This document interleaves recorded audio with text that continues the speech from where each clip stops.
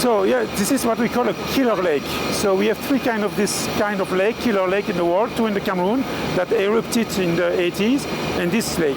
The risk with this kind of lake is that we have oversaturation of gas in the water, and that it may trigger what we call a limnic eruption. It's a huge explosion of gas from deep waters to the surface, which will create waves, tsunami at surface, and so on.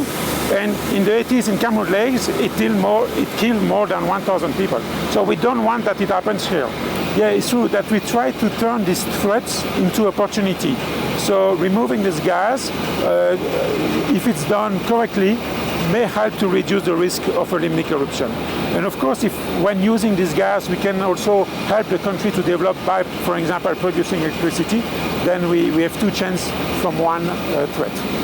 So in terms of generation of electricity, on an annual basis, we produce between 210 to 215 gigawatt hour per year, and this contributes around 30% of energy need for Rwanda.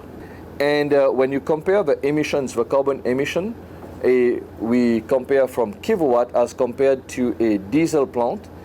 Kilowatt is like 3 times less polluting as compared to a conventional diesel-driven power plant, and is 5 to 6 times less polluting in terms of carbon emission to a traditional or conventional peat power plant.